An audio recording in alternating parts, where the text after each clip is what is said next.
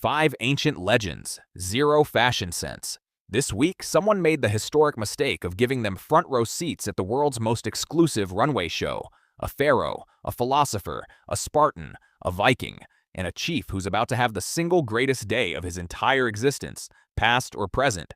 Buckle up, or don't. Nobody here knows what buckles are for either. The lights go down, the music kicks in, and somewhere behind the velvet rope, 5 men who predate the invention of soap are handed front row seats next to people who spend more on shoes than entire empires spent on armies. The Viking immediately sits on someone's handbag. Nobody stops him. Nobody dares. The Pharaoh takes one look around the room and concludes instantly that this entire event was thrown in his honor. He claps twice for servants. What shows up instead is a billionaire's personal assistant, who, out of sheer confusion, actually brings him a water. The Pharaoh considers this an excellent start to his reign. The first look hits the runway, a dress made entirely of mirrors and static electricity. The philosopher leans in so far he nearly falls out of his chair. "Is she wearing the dress?" he whispers, "or has the dress simply agreed, for now, to wear her?" Then he reaches out and pokes it. Security materializes out of nowhere. He has never moved that fast for anything in 5,000 years. Next, a towering outfit built from sharp angles and exposed armor plating. For one glorious second, the Spartan respects fashion.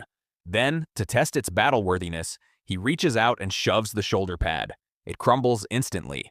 He nods slowly, deeply unimpressed, and mutters that he's seen sturdier bread. The Viking has one single standard for judging fashion. Does it have pockets? Look 1, no. Look 2, no. Look 3 through 16, also no. By look 17, he is loudly, audibly grieving. Then look 18 has a pocket. One single pocket. The Viking stands up, throws both fists in the air, and lets out a battle cry so loud 3 photographers instinctively duck. And then there's the chief. Somehow, impossibly, he's just vibing. Legs crossed, sunglasses he found in someone's coat. 3 photographers have already snapped his photo without him blinking, moving, or acknowledging that photography has been invented. By the third look, the Pharaoh decides he's done watching and would simply like to be the show. He stands, trips gloriously over his own robe, and turns the stumble into what the crowd assumes is an avant-garde dance move. They lose their minds. He takes a bow he did not earn.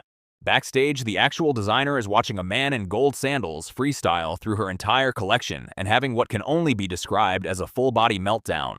Her assistant whispers that it's already gone viral. 90 seconds later, she's telling reporters it was always part of the vision. 2 security guards radio each other, both equally unsure whether removing a man who insists he legally owns the concept of clothing counts as a rescue mission or a career-ending mistake.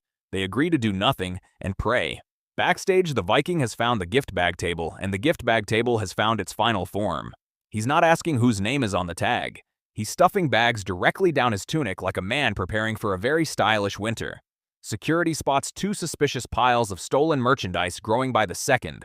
The Viking, without breaking eye contact, picks up both piles, tucks one under each arm, and walks off like a man who has never once been told no in his entire life. Out front, the philosopher has cornered an actual fashion critic in a 30-minute debate on whether beauty is objective truth or elaborate cultural theater.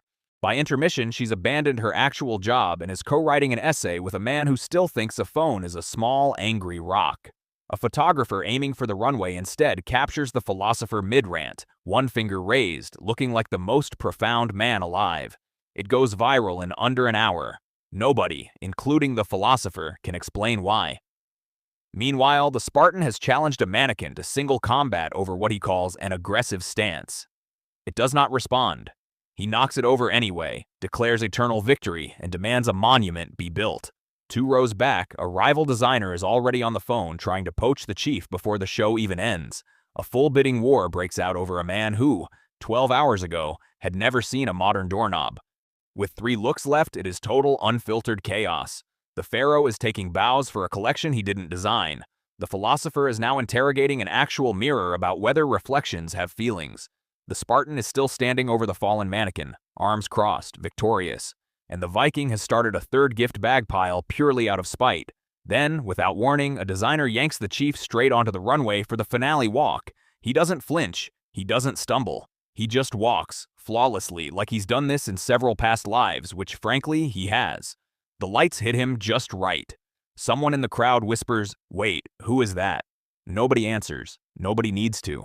The flashbulbs detonate like fireworks.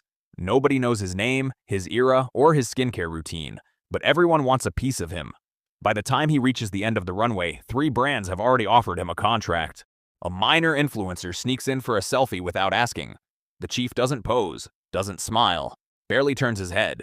It still becomes the best photo of her entire career. By night's end, the chief is an overnight icon. The Pharaoh has been escorted out but insists he ended the show on his own terms. The Philosopher is still debating the critic in the parking lot. The Spartan is guarding his mannequin's corpse like a war trophy. And the Viking leaves with 14 gift bags that were never, under any circumstance, meant for him. A reporter shoves a microphone at the group and gets 5 answers at once. The Pharaoh calls it a tribute to his reign. The Philosopher asks her to define reaction before she can even ask her question. The Spartan simply points at the mannequin's body. The Viking offers her a stolen candle, and the chief, halfway into a town car, gives the one quote that ends up on every headline by morning. 5 ancient legends. 1 thoroughly traumatized fashion industry. It gets weirder every single week. Subscribe now, because somewhere out there, an entire modern industry is about to regret ever letting them pass the velvet rope. Also, if anyone finds a mannequin missing a head, the Spartan says it was self-defense.